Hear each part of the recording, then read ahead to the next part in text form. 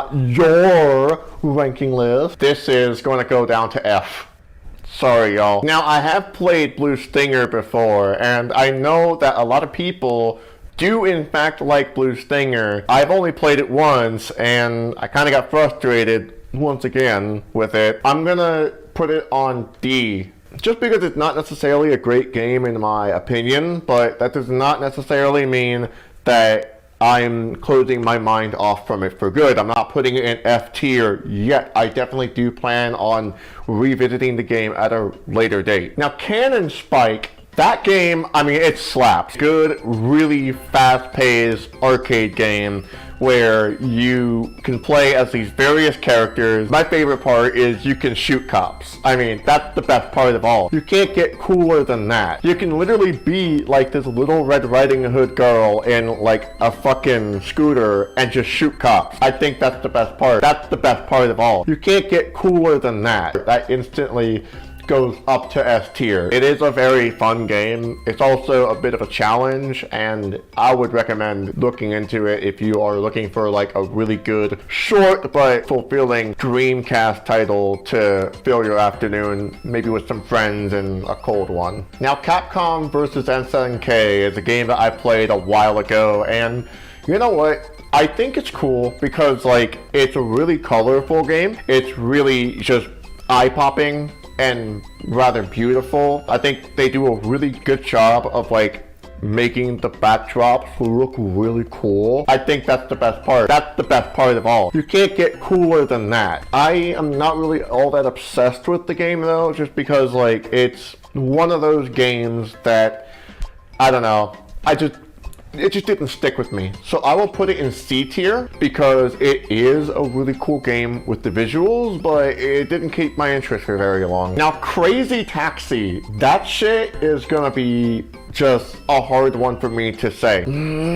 It's hard, right? Because Crazy Taxi has The Offspring and Bad Religion in its soundtrack. I think that is really cool. Really cool. I think that's the best part. That's the best part of all. You can't get cooler than that. Actual punk music in its soundtrack, albeit very mainstream and sold out punk music, but it's punk music nonetheless. And it does belong in a game that is extremely high paced and intense like Crazy Taxi. But on the other hand, Crazy Taxi is one of those games that is very, very short. Every time I play it, I'm done in 10 minutes. And, you know, sometimes I don't really want to be done with a game in 10 minutes. I'm gonna keep it at C tier only because it's kinda just a short shelf life, you know what I mean? There's also the sequel, which I will put at B tier, partially because there's a jump button now, and I mean, that in of itself is kind of fun to exploit. It does add some additional levels and additional modes, and I do think that like out of the two,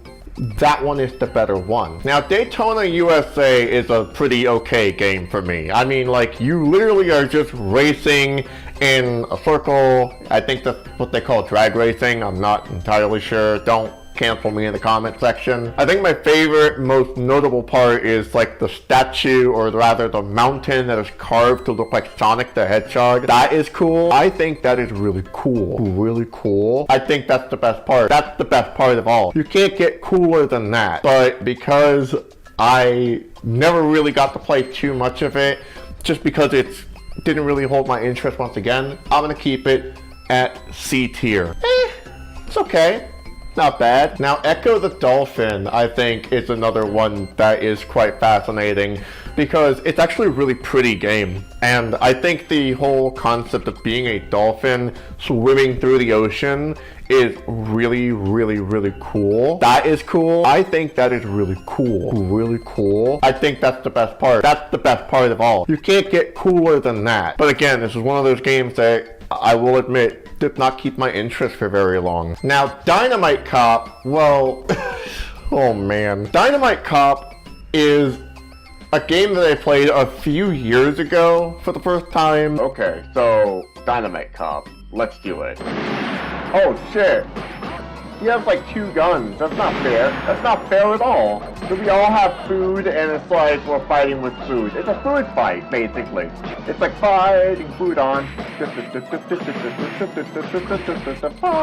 food on.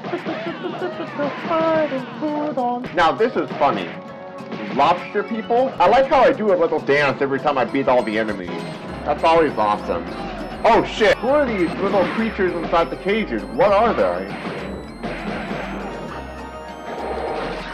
What the fuck? Are they multiplying now? Okay, hold on now. This is racist. This is fucking racist. This is racist as fuck. There are some, like, racist stereotypes in the game, so I can't necessarily separate, like, you know, the setting from the gameplay. I'm gonna put this shit in F rank. Sorry, y'all. Oh man, we have to talk about this game, don't we? Evolution is a JRPG that I want to like. I want to like it so bad. I don't know, it just never caught my interest. The first time I ever played Evolution was when I was a teenager, and this was actually a non-translated version of it. Yes, I played a Japanese version of that game, and that was my first time ever playing it. So as you can imagine, I didn't get very far into the game, but eventually I did get to play a version of it in English, and needless to say, it's kind of mid, so I'm gonna keep it maybe like a D. And I did play Evolution 2, it does have a sequel, and I will put it up one. Now, Fatal Fury, that's a hard as balls fighting game. I mean, holy shit. But similar to Capcom versus SNK, the backdrops are really cool. Really, really, really cool. That is cool. I think that is really cool. Really cool. I think that's the best part. That's the best part of all. You can't get cooler than that. I'm not much for like the fighting mechanics of it at all though. I couldn't care less about it. So I'm gonna put it at maybe like D tier for this one. I'm gonna put Gauntlet at like C tier just because like I have played the game, but I want to spend more time on it before I actually like have a fully fleshed opinion on it. Oh man, this one, I have a lot to say about this one. Grandia 2, oh man. The first time I ever played Grandia 2, I hated it. And I hated it because of the main character. The main character, I think his name is Ryudo, if I remember correctly. Ah. You must be the Geohound, yes? We've been waiting for you. A Geohound? Hey, I'm Ryudo. This here's Sky. Quite a warm welcome for someone you're hiring. What? Why are you being so rude? Elena, please excuse her. Allow me to apologize on her behalf. Elena, you must get ready to leave. Yes, Father. I'm very sorry for interfering. Please excuse me.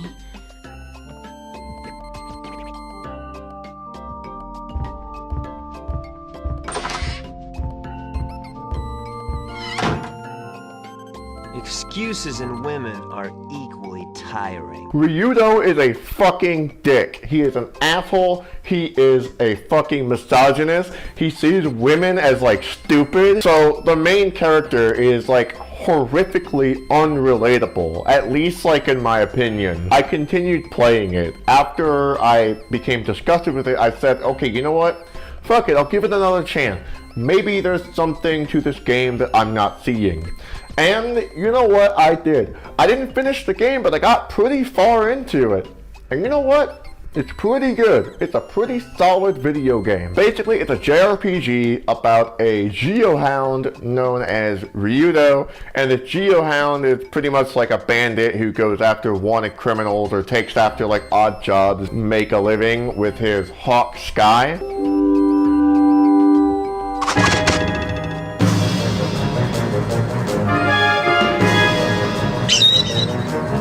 Sky, over here!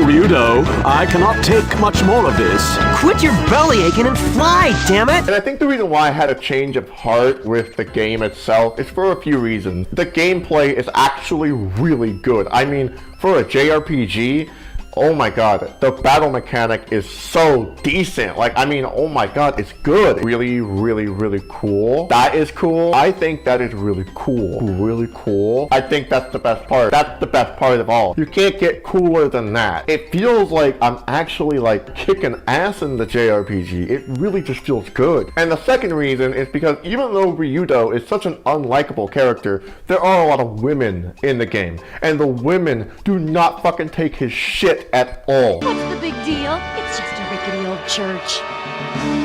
Now, how about I obliterate this town? Hey, what do you think you're doing? Are you out of your mind? Or are you just as sick and twisted as you look?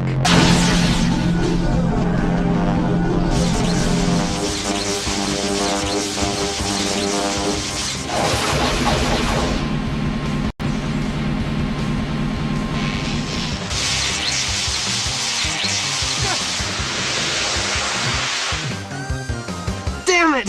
Such intense power! Well, well, my dear. You make a rather nice plaything.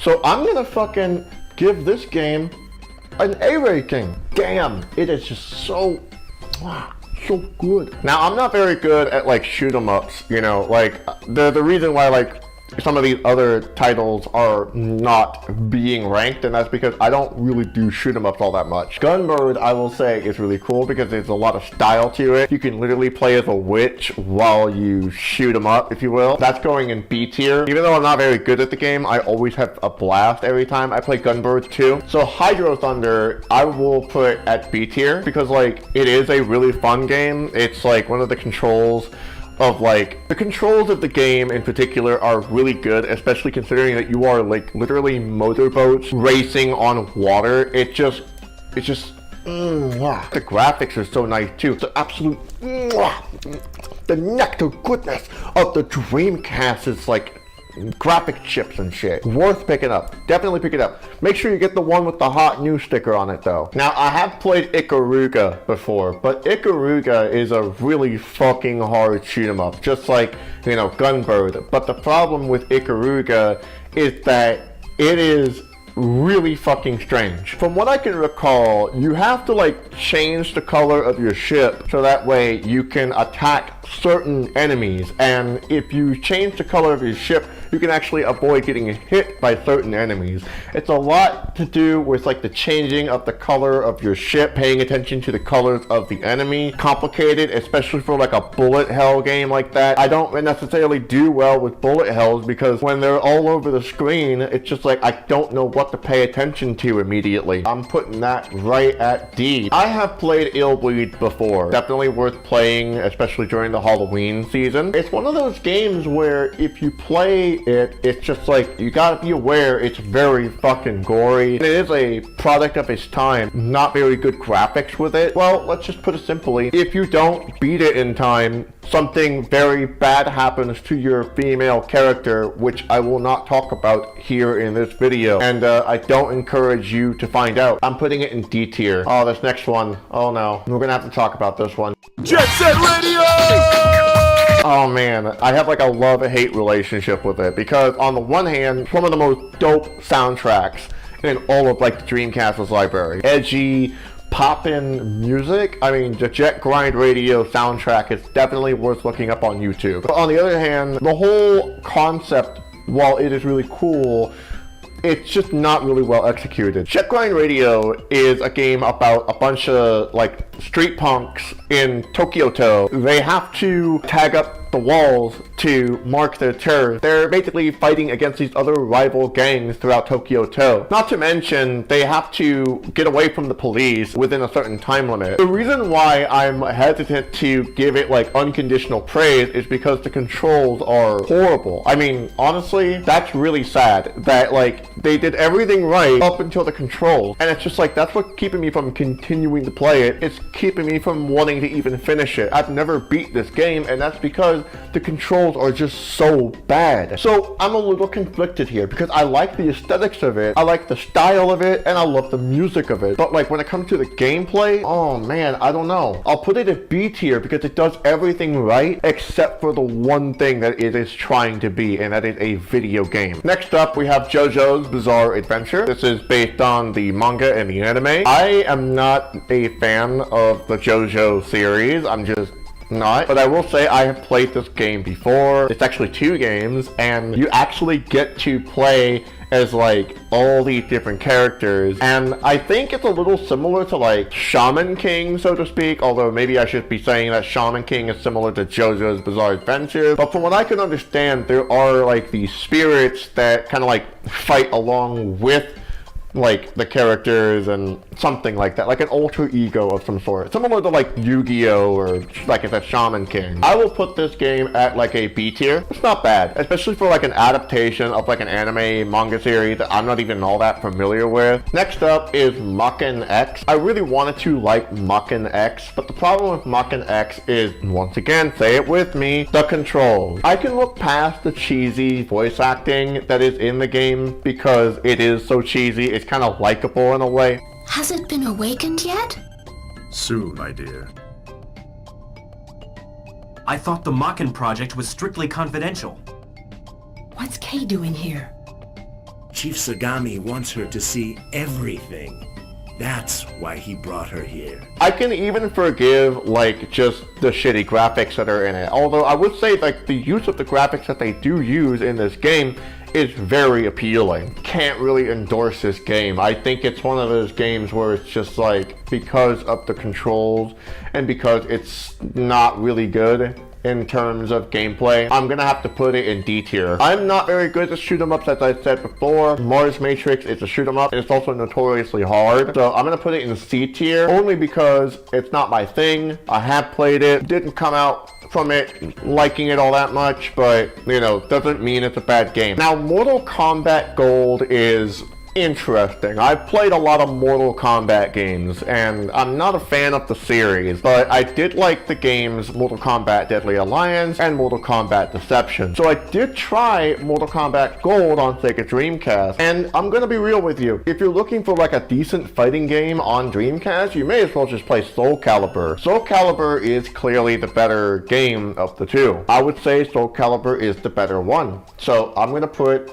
Mortal Kombat, you know, in D tier. It's not like offensively bad or anything. Marvel vs. Capcom is alright. I mean, I'm not attached to like Marvel at all. I thought like the gameplay was pretty fucking tight, and I really like the tag team element to it all. Just like being able to swap out characters on an instant. I like that. That was really cool. It's good. Really, really, really cool. That is cool. I think that is really cool. Really cool. I think that's the best part. That's the best part of all. You can't get cooler than that. I'll put that in B tier because it's pretty decent. And because Marvel vs. Capcom 2 is on this list as well, and I have played it, Plasma Sword. Oh my god. Plasma Sword. Motherfucking Plasma Sword, y'all. So I started playing Plasma Sword recently, and that's because I've heard about it for years and it didn't really catch my attention until I went back to Los Angeles, which y'all saw the video of me doing. I didn't get this on film just because I was taking a few days off. I went to Game Dude Rocks. I wanted to look at the Dreamcast games that were there because I wanted to see if they had anything worth bringing home. Plasma Sword was on there, and I actually was very interested in picking it up. But the problem is, it was like these fucking kids standing in front of all the Dreamcast games, and I couldn't like get a good look at all the Dreamcast games. I eventually left, and I found out that they were selling the game for like $69.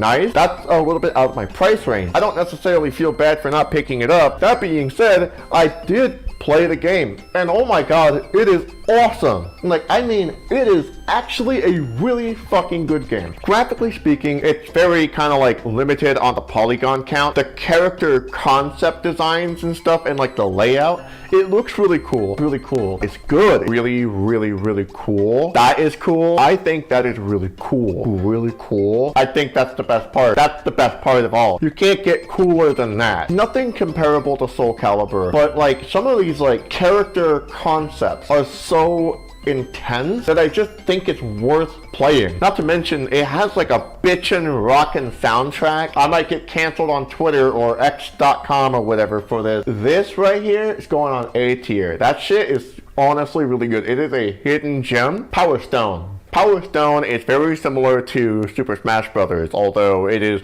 more isometric than it is like, you know, looking at it from side scroller. I think it's really cool because there's a lot of really creative characters in it. There are a lot of really cool, like, powerful moves you can do in it that are very spectacular. It's not a very long game. It's more of an arcade game, although you can play versus mode. I think you might even be able to play co-op, but I'm not entirely sure. It is a fun game to play, and I do think it is worth picking up. But regardless, I'm gonna put it in A tier, and then actually, y'all should check out the sequel, because the sequel, I would say, is even better than the first one. I will put the sequel in S tier. Next up, we have Project Justice. Obscenely rare, it's obscenely expensive, but it's good. It's like decent and good. It's worth playing. Something that I like about it is just its anime charm. Even though it is a 3D video game, you can do all these really strange, like, super moves in it, tag teaming some of your other, you know, teammates with, like, you know, the opponent and stuff. It's just really funny when, like, some of these weird special moves happen. I just think also it is just a very beautiful game overall. It looks really good. I'm gonna put it in A tier because of that reason alone. Yeah, I'm throwing Rez in like fucking A tier just because it is a really fun game. I think it sucks that it was only released in like Japan and Europe and not the US, although I think it was released on PlayStation 2 for the US. But it's one of those games that really should have like more notoriety than anything else, just because it is a very trippy game. It's a very musically based video game, especially for like a shoot 'em up, right? Because it's not necessarily like a side scroller shoot 'em up. You shoot from behind. It's just the fact that like when you shoot, you have to shoot to like a beat, and when you shoot to the beat, like, I guess you get more points or something. You just play better as a result of it. And I think it does a really good job of like keeping you engaged even for the short amount of like gameplay that there is. I think you do need to at least owe it to yourself to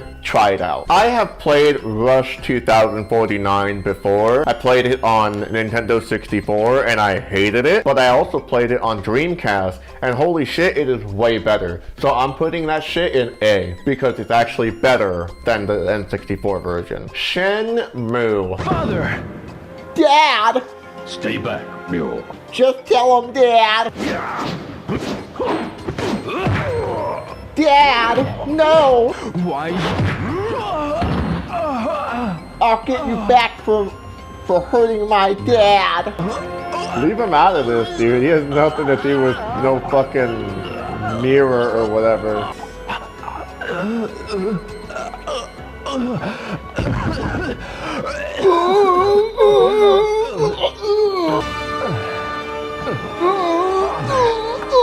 Your friend. Look at his teeth. Keep friends. Those you love close to you.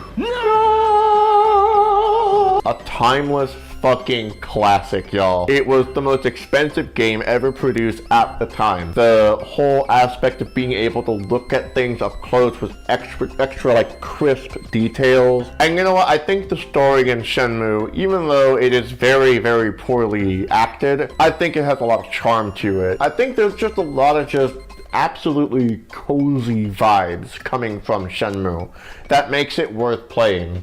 So because of its limitations and stuff, I'm going to put it in A, but it is a good game. I will say if you're interested in playing something that is worth your time, Shenmue is a great game for that. I'm going to say the same for its sequel, because I haven't really played it very much, but it plays similarly anyway, so may as well. Next up, we have Sega Gaga. What do I have to say about this one? I mean, for fuck's sake, dude. Sega Gaga is one of those games where I rarely ever fucking played it. Like, I mean, it's one of those games that has a language barrier. It has not been translated as far as I'm aware, not even by fans. And I think it was Sega projecting the fact that it was, you know, failing in the console market to like the likes of PlayStation and Sony. Not to mention, one of the characters in the game reminds me of Christopher Thorndike from Sonic X.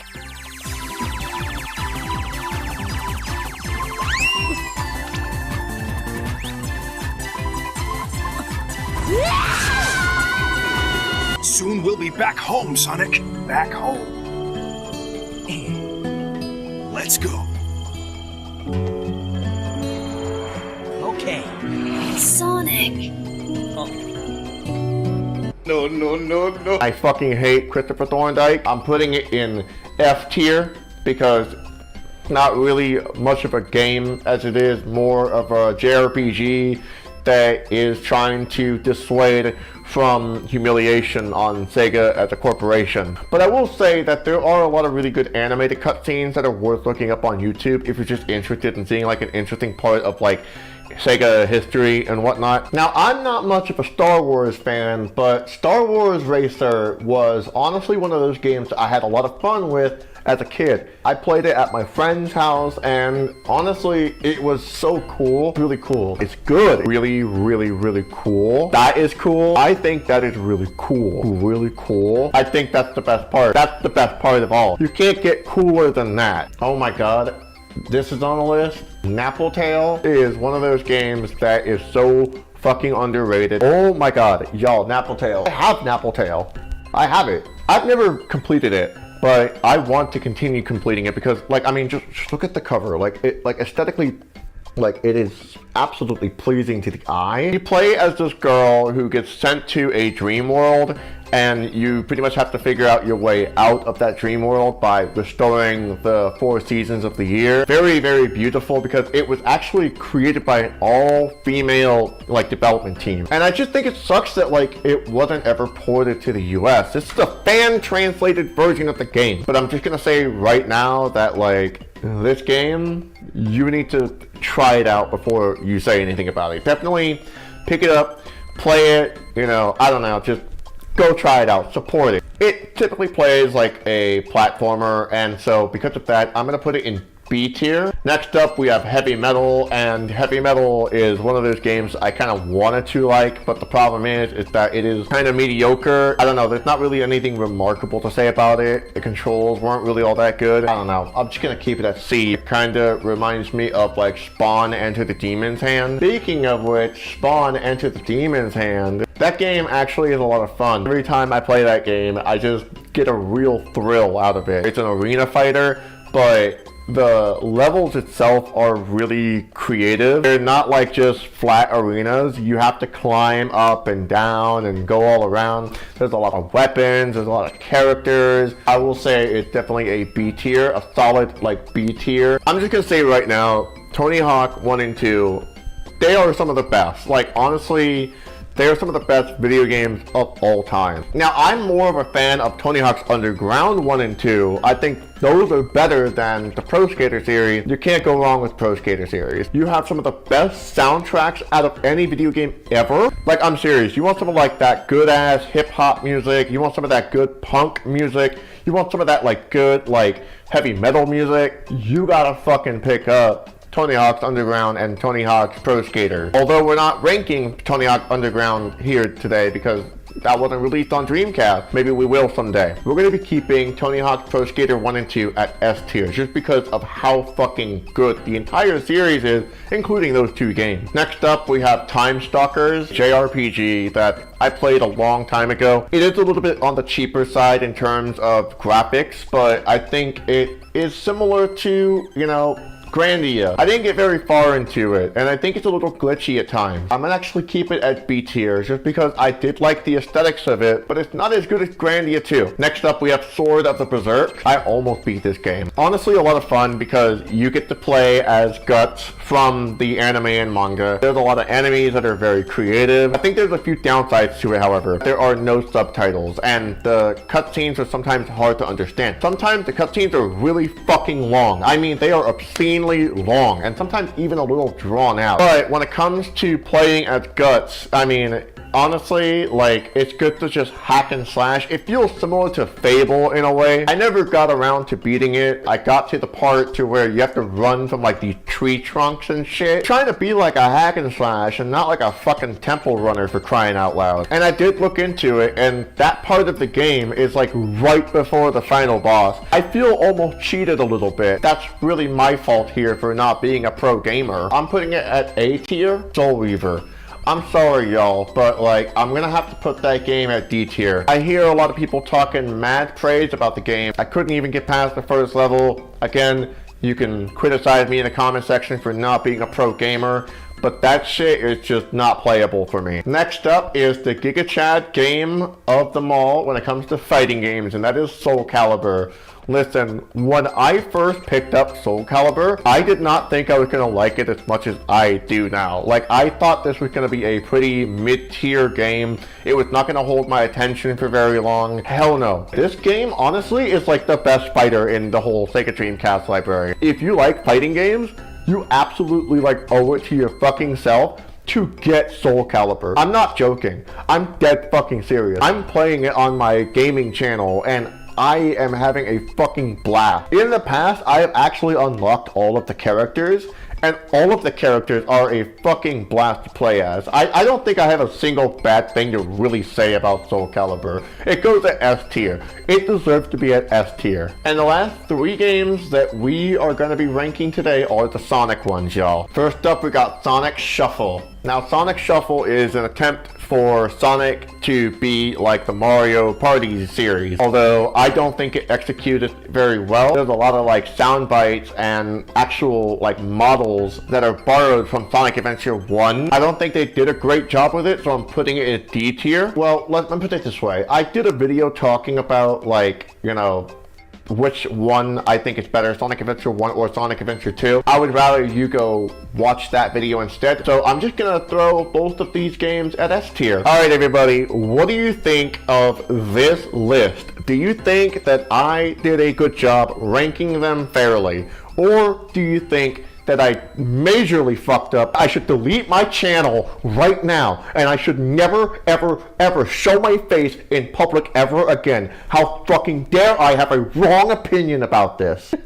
Let me know if you disagree with any of this. Let me know in the comment section below. I want to know what your thoughts are on all blah, blah, blah. Tell me some of your favorite Sega Dreamcast games. Anyway, I am Skylar Sakura Sabo. I am a Sega Dreamcast nerd / enthusiast. And until next time, peace out, motherfuckers. All I have to do is cruise this coast. I don't know about that, Sonic. This mod that I installed has been pretty abysmal so far. I mean, man, I don't want to fucking collect those rings.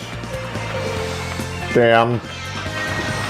So cool. Really cool. It's good. Really, really, really cool. That is cool. I think that is really cool. Really cool. I think that's the best part. That's the best part of all. You can't get cooler than that. I think that is really cool. Really cool. I think that's the best part. That's the best part of all. You can't get cooler than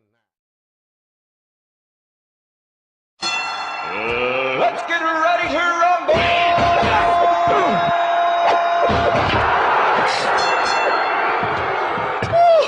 Love me, baby. Fool bit off a piece of my throat! Ah! Cut me, dog. Cut me. Hairball. 16 outrageous boxers, non-stop verbal assaults, and me, Michael Buffer, ready to rumble boxing from Midway.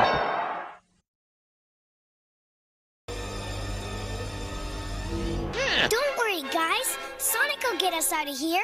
You can take that to the back.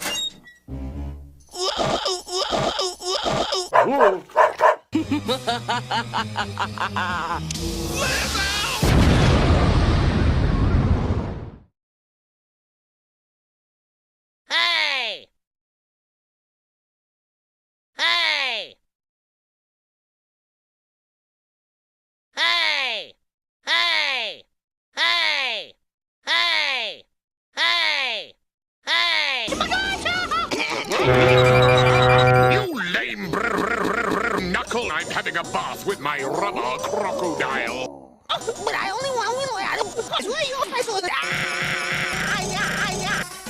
To the party!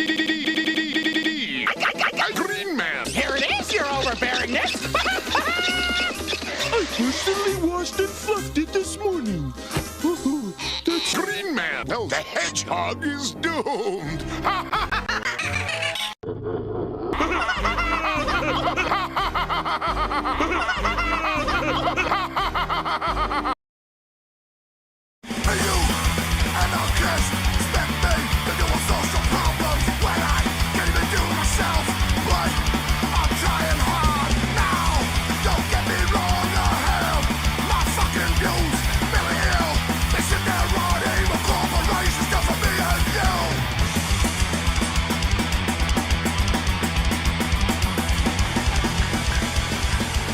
Hello everybody, I want to talk about mythotheism. Before we begin this video, I want to read a quote from a philosopher that goes by the name of Epicurus. Is God willing to prevent evil, but not able?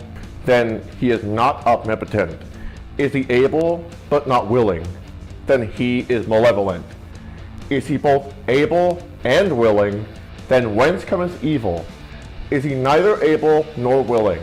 Then why call him God? Now, a little bit of background about myself here. I am a former Catholic. A lot of people have heard my story before, and some people have responded by saying that because I stopped being Catholic at the age of 11, that I was not truly a Christian or a Catholic for that matter, and that I was not a dedicated member of the Catholic faith. And to that I say, bitch fucking please. I was actually a very hardcore enthusiast for Catholicism when I was a kid. In fact, as a child, I was the one who was telling people to follow the word of God and Jesus. And Sunday school, among many other things, drifted me away from the religion itself. Naturally, I became an atheist, and I feel that atheism is definitely a good first step for leaving whatever cult or religion you belong to, but I don't think it should be a stopping point, and that's really what this is about here, is where do you go once you realize your religion is shit? So there's a few things that we have to keep in mind here when we talk about religion and its existence in our world. Regardless as to whether or not God does or does not exist, regardless of how you practice your religion, religion exists in our world as a hierarchy. Religion in our world is expressed to us and even coercively enforced onto us as a hierarchy. Sometimes this hierarchy is manifested to us through our family or through institutions or through politicians, and oftentimes religion, especially when it's coerced onto us, it can get us murdered or harmed. My partner sent me this video of a comedian who I think explained it really well. My mom preaches to me when I play video games. And that's crazy because she does that, I now have to come down to the realization that I have a deeper connection with Sonic the Hedgehog than I do an almighty creator. Jesus. And you know, I know the reason why.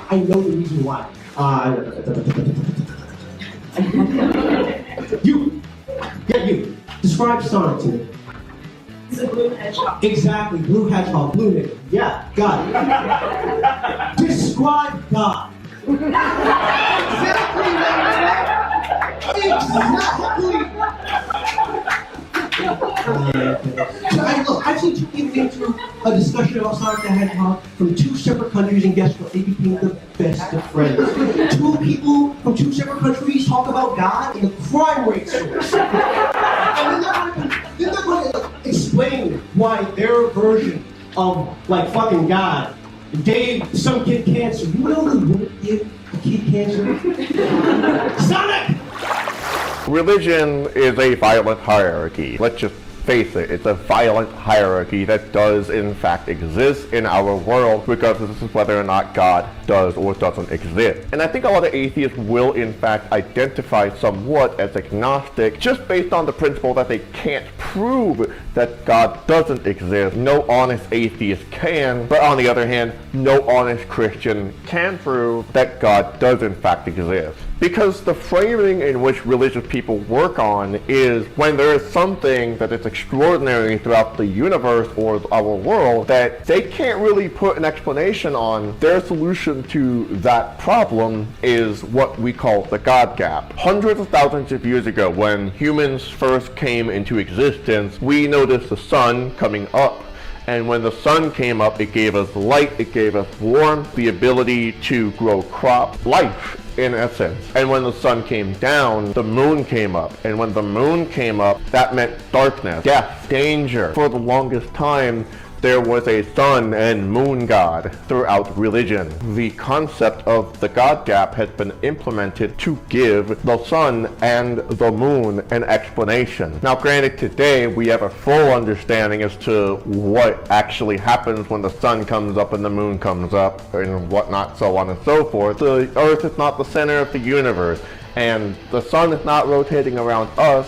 We are rotating around the sun. I'm not the first person to debunk heliocentric bullshit. I mean, we got Giordano Bruno and Galileo Galilei to thank for that. I'm pretty sure they weren't the first either, but they were burned at the stake for that. So atheists are right to challenge this conception or this mental framework of the God gap. Not all, questions can be really answered with God did it. No, God didn't do it. There's an explanation for it, and even if we don't have the explanation now, we may find an explanation later down the line into the future. Even our understanding of evolution has that potential, although that's not debunking what we currently know about evolution. Definitely not in favor of the absolutely drunken and absurd concept of creationism, for crying out loud. It is to say, however, that evolution is something that we are learning about every single day. More information about species and how species mutate over generations, that is something we are learning every single day. So atheists are right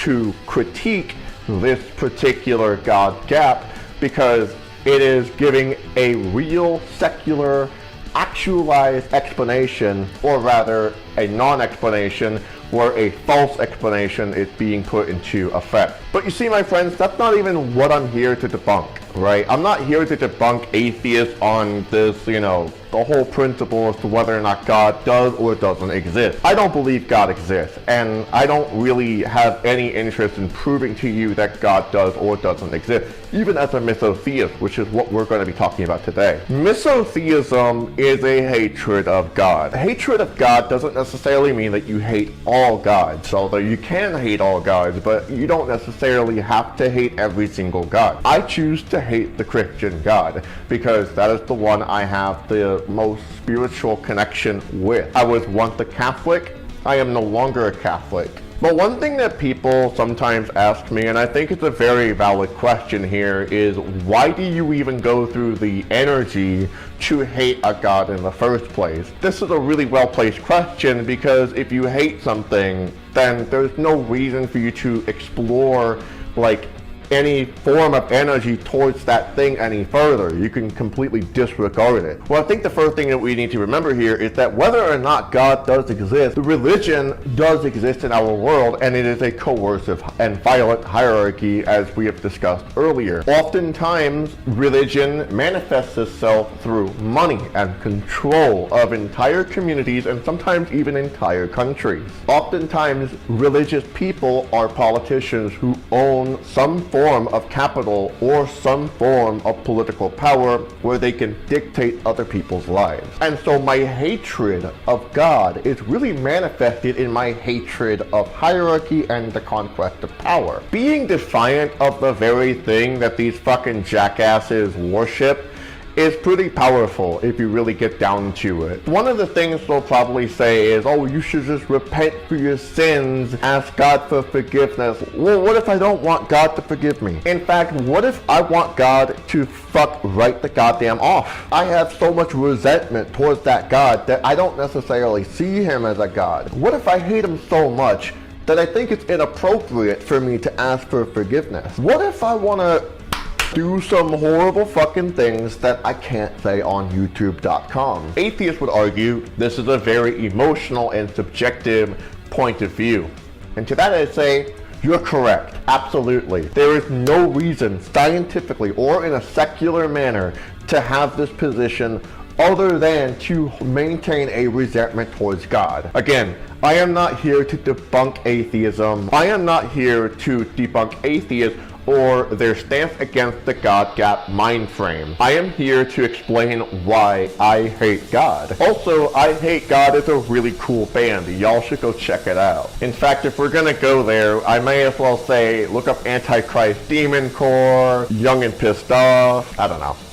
And I think the last thing atheists will try to say is, okay, well, do you really believe in God? Do you really believe God exists? I think that's a very unimportant question, and it's also not really all that productive. Like, yeah, it's a fun philosophical what if. What's the point in getting involved in that debate in the first place? Sometimes I like to ask atheists this question, and that is, what if God exists? Obviously he doesn't, because we can't prove that God does exist, but what if he does? The atheist will say, okay, well then I would believe in God. But I think that's just a little too short and a non-satisfactory answer for the broader question at play here. Because as we've discussed several times throughout this video, as God does not exist in our world, he does manifest himself through religion, through the conquest of power and coercion. And these fucking goddamn horrible pieces of shit want you to believe that God exists as a manipulative tactic so that way you could join their cult. But what if on the off chance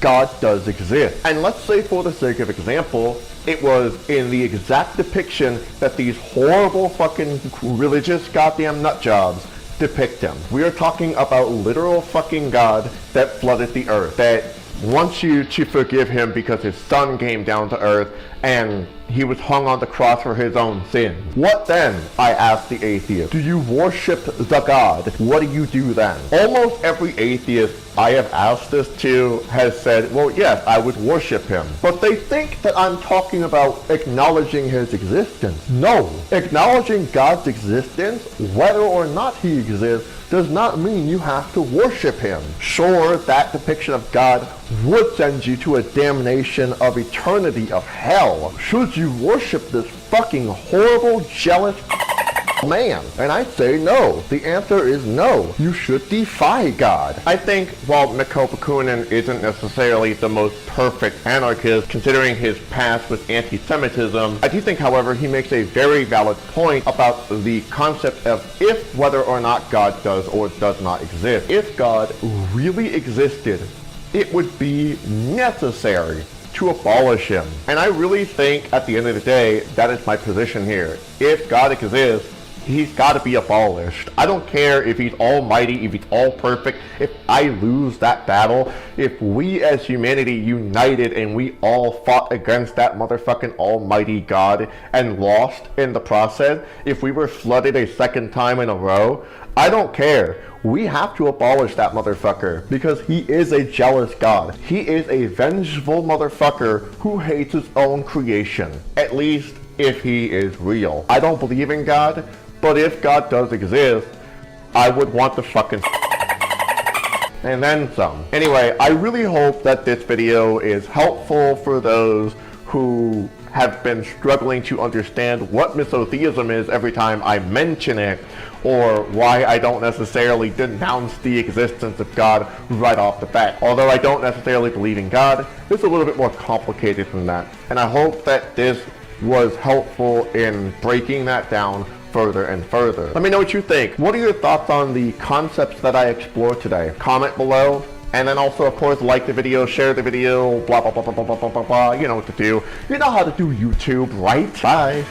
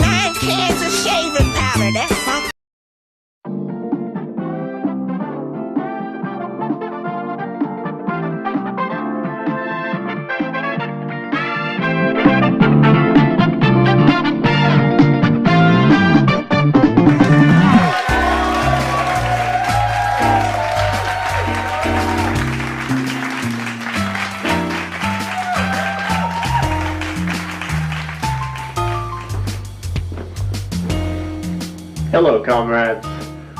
When I was a kid, one of the channels I used to tune into was Nickelodeon. Today, Nickelodeon isn't what it used to be, but back then, it was full of style and slime. Oh, there's donkeys, cakes, and whipped cream hats, and slippery floors on Slime Time Live, sponge butt pants and nasty feet, and lots of stars on Slime Time Live. Which is why today, we're gonna look at one of their lesser known shows, What Would You Do? Hi, I'm Mark Summers, and this is What Would You Do? What a good crowd we have, as always, at the Nick Studios. This is the show that takes people and puts them into totally wild situations to see some creative decision-making, and we've been doing this show for, well, a little while now, and we've discovered that there's one thing that people just can't get enough of, and that's the Pie Pod. That's right, and for those 3 or 4 of you out there who don't know what the Pie Pod is, listen to this. The incredible Pie Pod, designed by an award-winning team of kid scientists from the University of Nickelodeon. It is armed with not 1, not 2, not 3, but 4 pies, poised and ready to blast off. A specially designed hydraulic lift chair moves the intended person into position. And as if 4 pies weren't enough, to top it all off, feast your eyes on the crowning glory, rigged to unload a container of pie filling at the slightest touch. And the one and only place where you'll find the incredible Pie Pod is right here on What Would You Do? Back to you, Mark. It aired in 1991 and ran for like 2 years, but it was a hidden gem in Nickelodeon history. I don't know why it wasn't a smash hit back in the day, you know? But you really don't understand the Pie Pod unless you actually see it in action, and the hardest part for me is finding somebody who's willing to actually go into that Pie Pod. I never have anybody who's willing to do it. Is there anybody today who would be willing to go into this Pie Pod? I need somebody, I'm sorry, what's your name? Gina. Gina, stand up. Are you real sure of yourself? Yeah. Come on, Mark. She's too young for you. I mean, look at her. Can you do anything I ask you? Yeah. Come right over here then to the Pie Pod. Give her a round of applause. Pick someone just a little older. Come on, dude. You know, I don't want to be disgusting or anything, but the logo looks a little bit like jizz. Maybe there's a reason why the show wasn't a smash hit after all. Your job is to go out into the park here at Universal and talk a grown-up into sitting into this Pie Pod. Do you think you can do that? Yeah. Oh, good. So you'll go out there, you'll talk somebody into it, and if you can get somebody to sit here, a grown-up, to get hit with a pie, I'll let you do it too. Sound good? Okay. All right, we're going to do that in just a bit, and... I don't think that's a good idea, Mark. That sounds like a very bad idea indeed. Welcome. We are having a great time here on What Would You Do? I just noticed something. Could you stand over here a minute, sir? Just for a second. I just found this interesting. Right over here. What would you do, audience, if I asked you to wear this outfit? Look at this. This is... Now, it looks like you... I'm not sure what. Now, is this your own idea? A little bit. Yeah. Now, you wore the stripes there, and then you have these shorts, and I like the sparkly... Yeah, what do you do for a living, sir? I'm a chemical operator. A chemical operator. All right, sit down. I'm sure that you are. Let me see. I'm looking for a gentleman. You know, you need somebody to sit in the Pie Pod again, now that we know what it is. Now, you're raising your hand. What's your name, sir? Josh. Josh, come right with me. I'd like you to have a seat in the Pie Pod as well.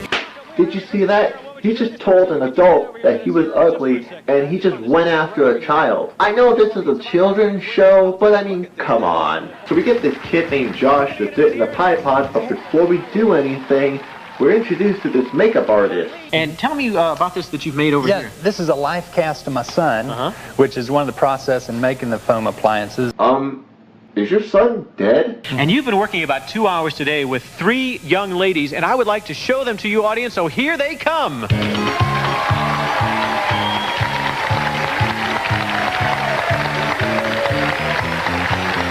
If I'm being honest, they look like Thing 1 and Thing 2. How long did it take to make up all these ladies? I did it over 2 hours with one assistant. With one assistant. Now, Josh, why don't you come down here for a second? You're probably saying, gee, you brought me down here, you wanted me to do the Pie Pod, but so far that hasn't happened. What would you do? You can keep that on. Just come on down here. What would you do if I told you that one of these 3 ladies is your mom? What did you say about my mom?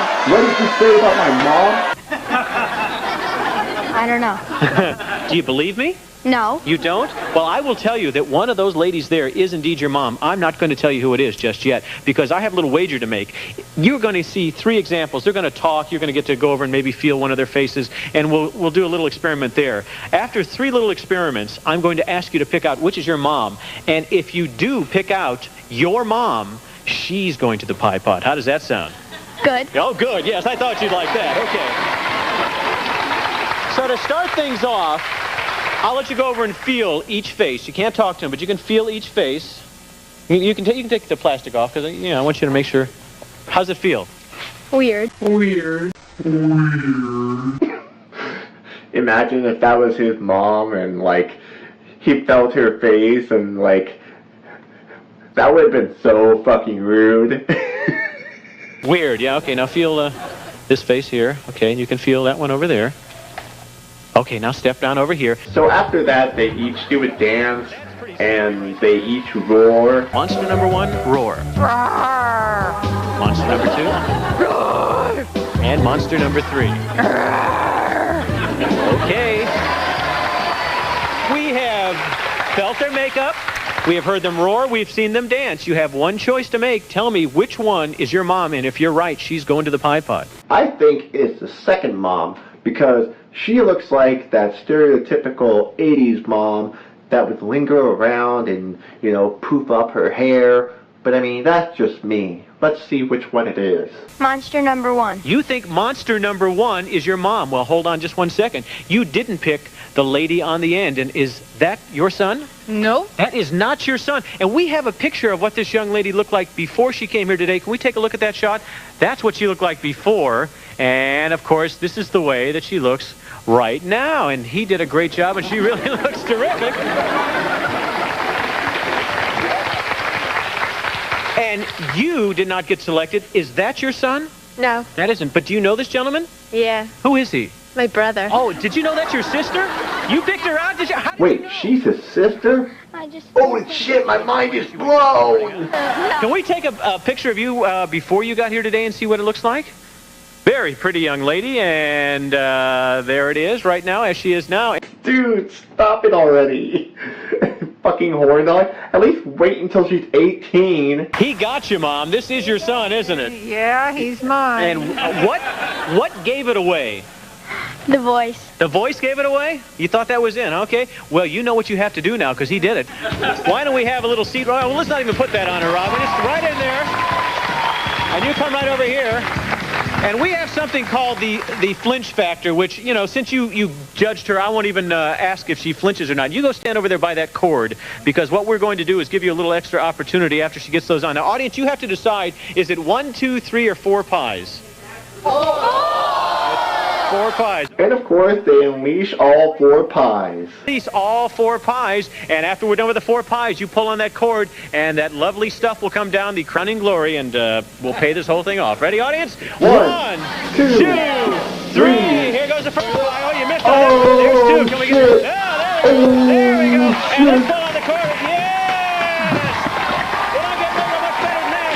You know, what would you do if somebody asked you to try a strange new food product? Well, we're going to find out what some people did. Plus, we're going to see how our Pie Pod salesman is doing when What Would You Do returns. I'm a rapping Jewish mama who loves to cook and bake. You ain't had nothing till you taste my honey cake. I'm here to tell you about myself. Get the food on the table and off the shelf. There's all kinds of rappers you have met, but a rapping Jewish mama, I bet not yet. I cook the chicken soup and the matzo balls too. Have some and you'll feel as good as new. What was that? You don't know, you better not miss it, because now it's time to get down with it! Shalom and hasta la vista, baby! Yeah! Woo!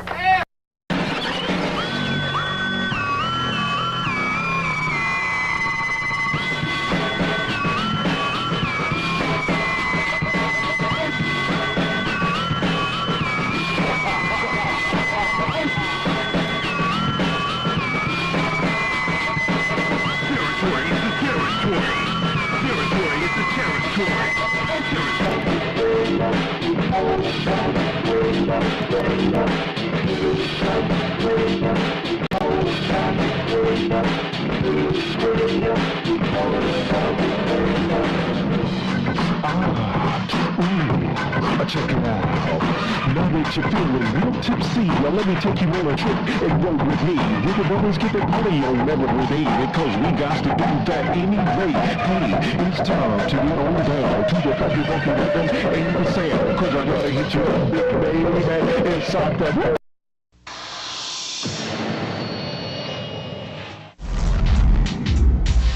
I may not look so hot to you, but you should see yourselves through my eyes. Creepy. My name is Seaman. You don't know me, but you will. Some say my amphibious nature makes me seem odd. That's because I'm part fish. I must be cold, insensitive, and creepy. I beg to differ. You may not think I'm attractive, but your wife will. Grrr. Oh my!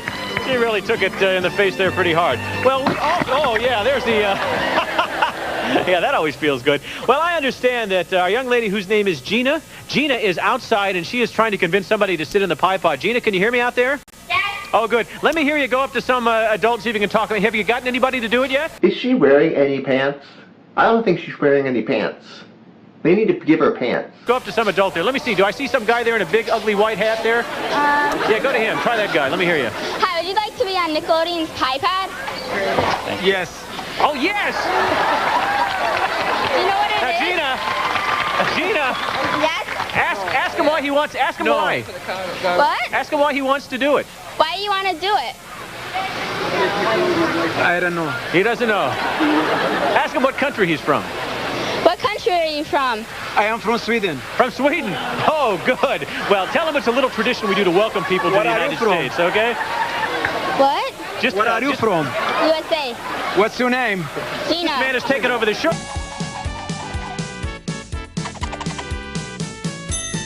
Kids, there's nothing more cool than being hugged by someone you like. But if someone tries to touch you in a place or in a way that makes you feel uncomfortable, that's no good. What's too hard? Lost control of my own program here. Okay, tell the man that he doesn't have to audition anymore. Bring him inside, Gina. We'll get to him in just a minute, all righty? No, Mark, you put her in this predicament. No, you can't just leave her there. You need to get her out. Let me tell you about my part-time job working at the baseball parks. I got hot dogs, I got hamburgers. Who wants some food here? Who wants some food? Anybody want some food? I got Sylvester Stallone's cheeseburger. Here you go. You want that? How about, what else do we have here? Anybody want Robin Williams spaghetti? You want that? Try that over there. What else we got here? We got Paula Abdul's peanut butter and jelly sandwich. Right there. Hey, what else we got here? Oh, Hulk Hogan's beets, huh? Anybody want Hulk? Right over there. Well, you're probably saying to yourself, what are these things that this man is passing out? They are leftovers, celebrity leftovers. People whose names are on there actually tried to eat this stuff originally, and this is what's left over of the food. Now, what if I told you that you'd have to eat what those folks started to eat? Would you like that? No, you're passing it on to the next person. No, that's fucking disgusting, honestly. No. We are going to take a vote here and see if you would indeed, because it's an idea we thought of selling, maybe making some money on it. Vote 1 if you would absolutely eat some celebrity's leftovers, and vote 2 if you'd say, I don't want to touch anything that's been in the mouth of some other person. And we'll find out how you feel. I'm voting number 2, honestly. I'm voting 2. We're saying that not many people seem too thrilled about this. 23% of our audience says they would eat some of this disgusting food, and 77% said that they would not. Well, we wanted to know if celebrity leftovers was a real marketable product, so we set up a display table at Universal Studios in Hollywood, and we asked people to dig in. Here we go, celebrity leftovers, folks. Step right up. Come on, we're doing a live television commercial right here at Universal right now. That's right, folks, we're test marketing some new products for a company called Celebrity Leftovers. You may not be a star, but it doesn't mean you can't eat like one. We have Paula Abdul's peanut butter and jelly, Patrick Swayze's cherry pie. Well, you know what they say, there is no ethical consumption under late capitalism. If this menu doesn't make your mouth water, I don't know what will. And it wasn't long before we had our very first taker. And this was Robin Williams' lunch today that he didn't finish. I'm going to stand back. I'm going to hold that for you, and just go for it. Okay. Just whoops, oops. Don't drop it. Got to eat it all. Rest in peace, Robin Williams, you funny man. I wonder how you would have reacted to a kid eating your spaghetti. Next up was a future pro wrestler. And what's your name? Barney. Barney. Do you like spinach?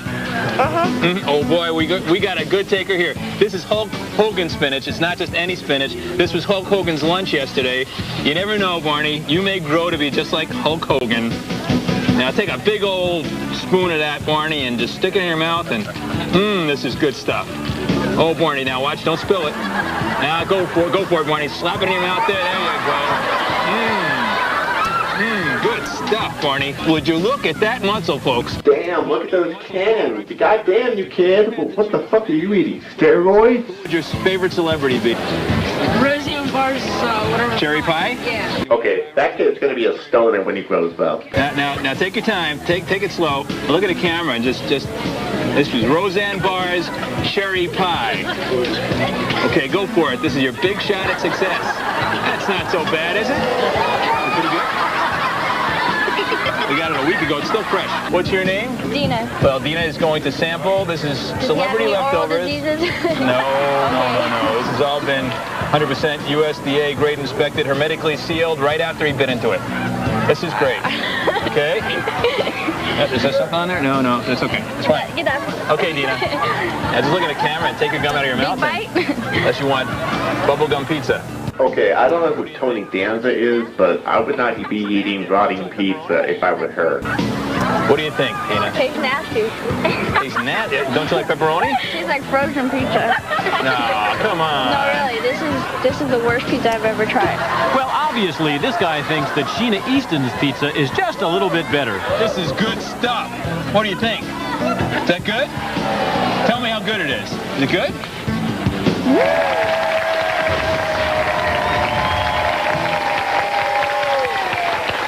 I cannot believe that perfect strangers would take that stuff and put it in their mouth. Would you do that? No. No, but what did you say during the commercial? Is there a way I could put two in a pie pot? Yeah, I thought that's what you said.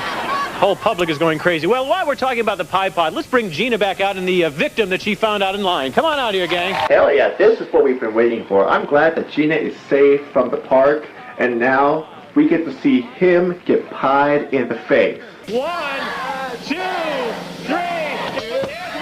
No, bullshit. 2 of them missed. 2 of them missed. No, come on. And can we get the last one to go? Here we go. Oh, it didn't go. Oh, here we go, Robin. Why don't we just make... That's cheating, no. Oh, man. Now, that was just anticlimactic. No. So anticlimactic. Well, I hope you guys had fun watching this, but before we go, I know Halloween is coming up real soon, and I chose a spooky punk rock band from Burbank, California to perform on this show today. Give it up for the Screaming Skulls.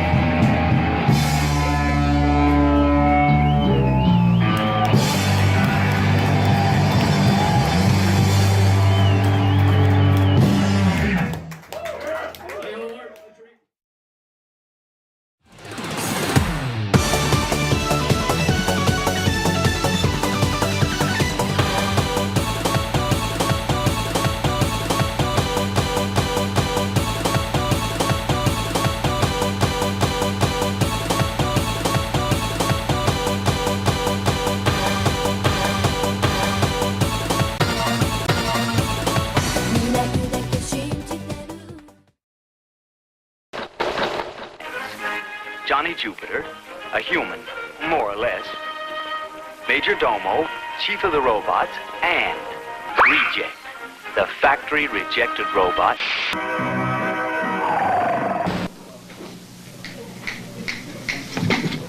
Hi there. So keep on the sunbeam, go out and get sunbeam.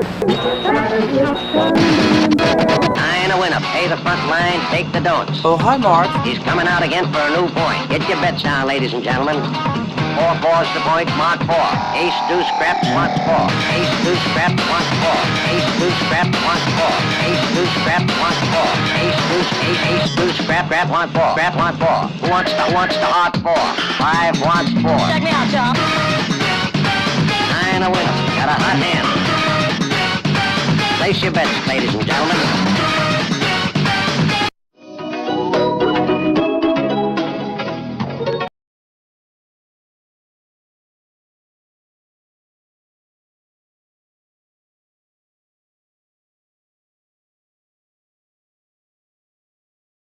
What do you say?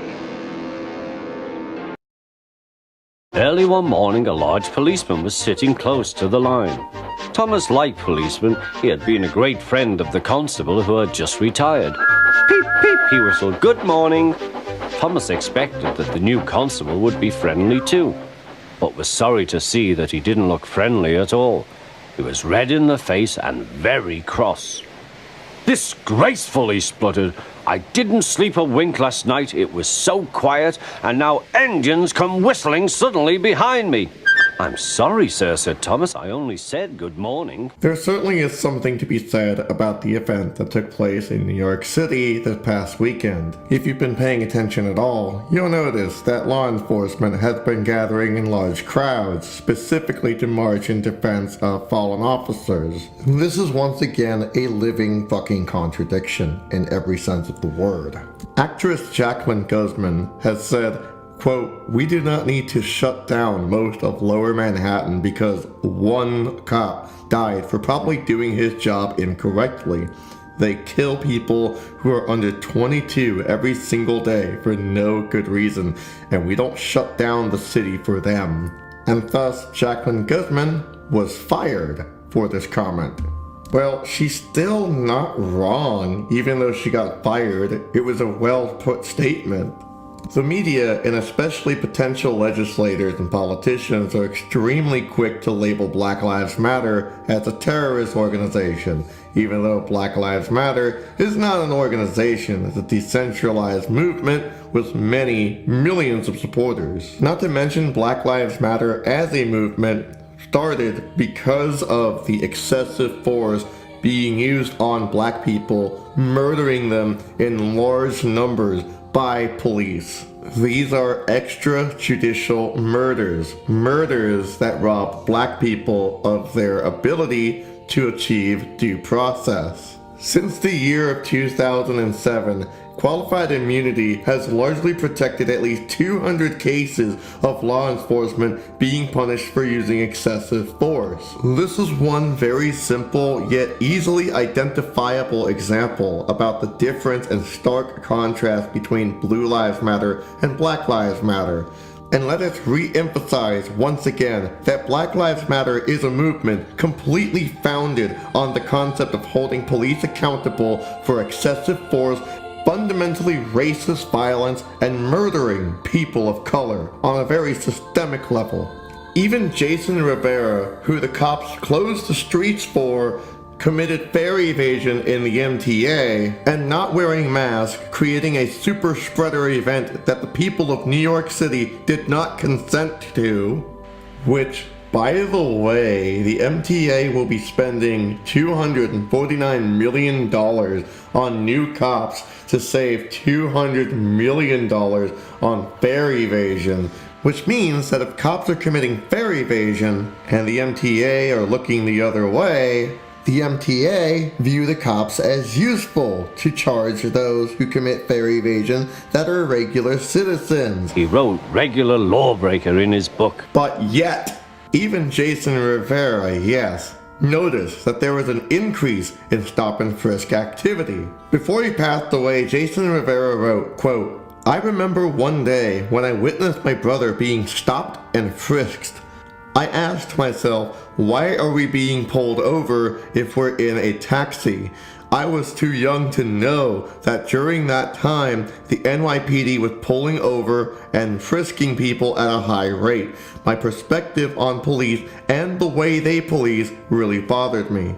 I mention all of this because Jason has went on to cite that there has been a decrease in stop and frisk, which led him to want to join the law enforcement. Now, not to speak ill of the dead or anything, but this is a load of shit. According to the ACLU, there has been a decrease in stop and frisk, but according to the NYPD's own statistics, in 2020, 91% of stop and frisks were people of color. This means that white people, who make up 42% of the city's population at the time, made up for 8.97% of stop and frisk searches. This means that while Jason Rivera's intent may have been well placed, there is still an abundance of systemic racism. Not to mention, what did he even die for, anyway? A crime that was committed? No, there was no crime committed. At least there was none that was pinned at the time. The mother, who was fighting with her son in Harlem, never mentioned that she was inflicted injuries or that he had weapons. Now, I was not there, so I can't make a definite surefire statement on the matter, but something as ugly and scary as a hostile situation between a mother and son, which is extremely tragic, such a situation could have benefited from community resources. You know, if the city decided to fucking spend some money on the community instead of the police. According to Mayor de Blasio's budget, for every dollar that goes to the NYPD, 22 cents go to homeless services, 19 cents go to health and mental health services, 12 cents go to transportation services, 11 cents goes to housing preservation and development, 9 cents goes to youth and community development, 7 cents goes to parks and recreation, 4 cents goes to the libraries, and 4 cents goes to the elderly. What this means is that services and resources that could easily benefit the community, giving them what they need to survive and to function in a healthy society, is robbed from them by the police and vulture capitalists. This is exactly what we mean when we say all cops are bastards, because even though Jason Rivera did notice the systemic racist injustice coming from the police industrial complex, especially in his own community, he still became one of them. He still served as a dog of the state, and nothing fundamentally changed. Some people have the audacity to say, well, not all cops are bastards, that's irrational. That's a lot like saying all black people are bastards. Well, wait a minute, my friends. If you're trying to make racism sound acceptable, you're doing a poor job. The police are not a race. You're not born a law enforcement officer. Your skin is not born with the shade of blue.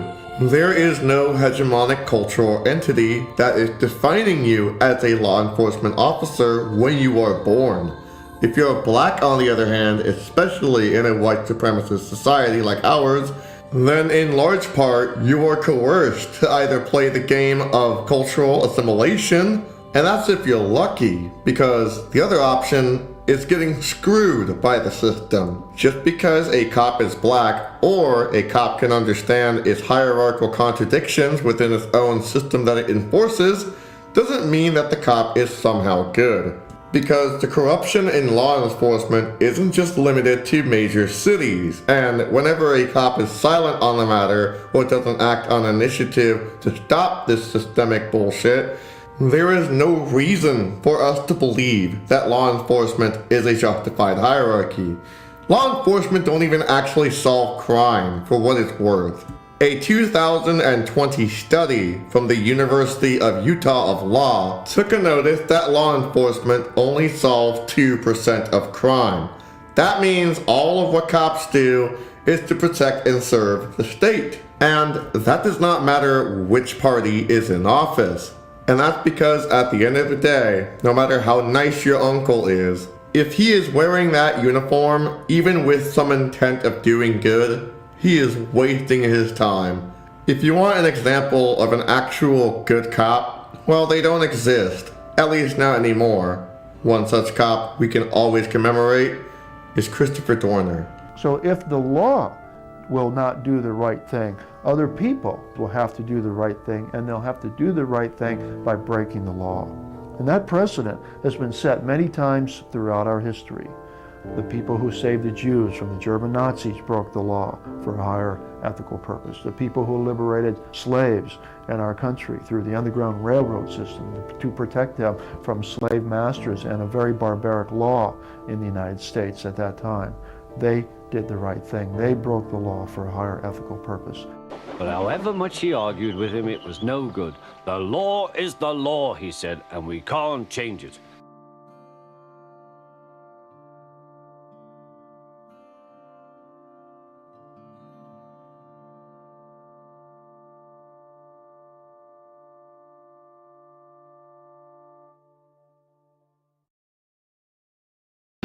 I'm Dave Rover. Tonight you will see something otherworldly. You will see something that people often believe and fall into religious fanatic cults, and then they go into these weird fucking sex rings and shit. I'm telling you that this shit is not something you want children to be around for, okay? Do you understand? Because if I catch any of your children watching this, you will be sentenced to hell. And now, I just want to make it clear that if you don't fucking get your kids out of this fucking room right now, especially in this film production as it plays in your living room, you're gonna go straight to the bottom pits of hell. You understand? Okay, now, I tell you, this movie is gonna rock your socks off. So I have kind of a reason to go through the woods, and still record. Because I don't think there's any light this way. And that's a little worrying. Never had this experience. I'm scared. I'm actually very scared right now.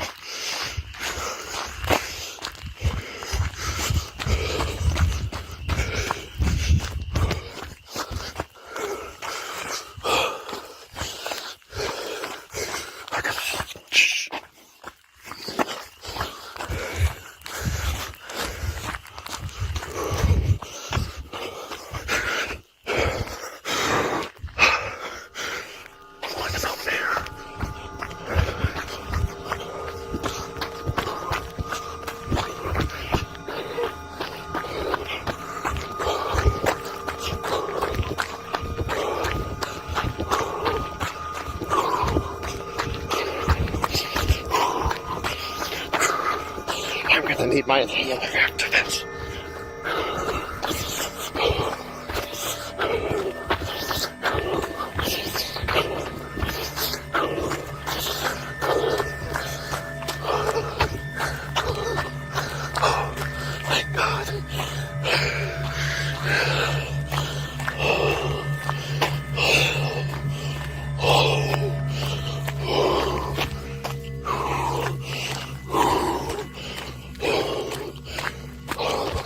Thank God.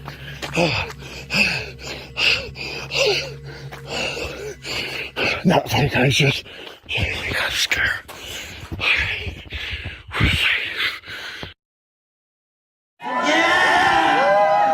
Alright, well, up first, we've got fucking Cutie Claus.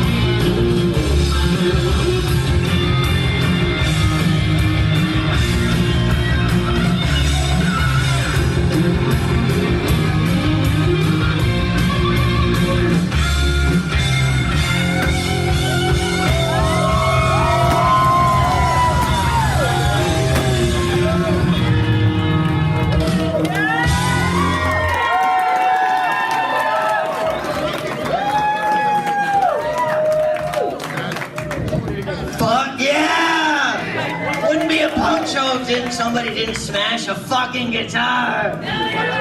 Let's hear it for fucking Cutie Claus.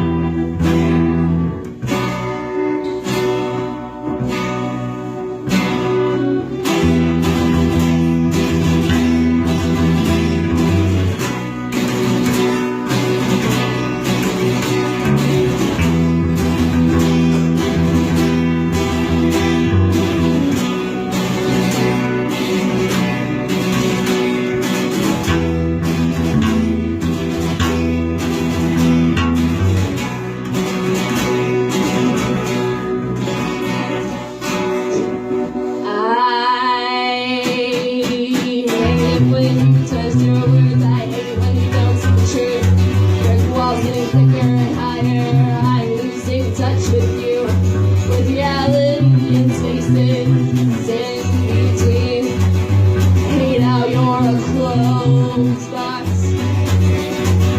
So little information, you wanted to be cool.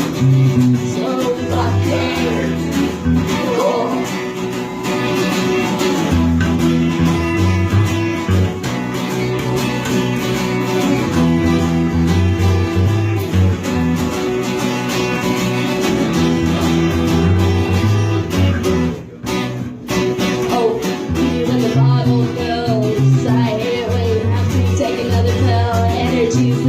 From the pores, from my porcelain brain, it could flood the entire state.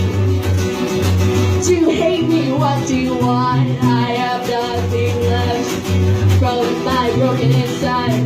Took every last piece, every last piece.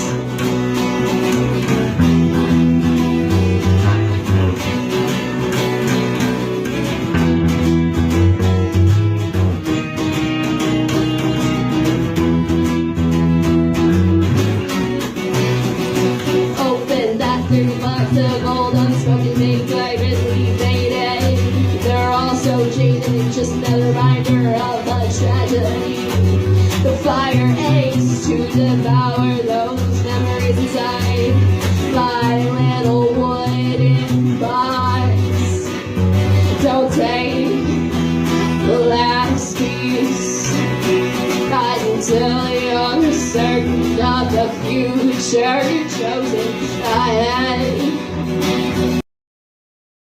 But you don't feel that these guys have an effect on an audience? I mean, the kids go to their concert, they have a great time. But it's a passing thing. It's I mean, I would never tell them this, but this is a fad.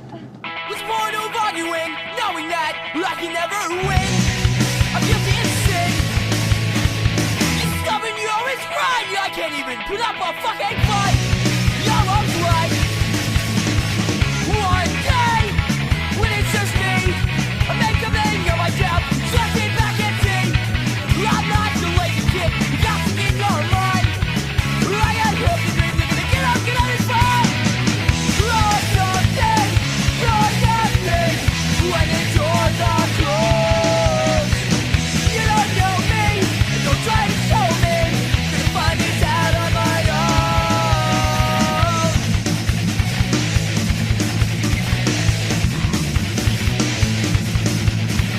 When you lose your faith in me, was it the day? Said I won't look like you.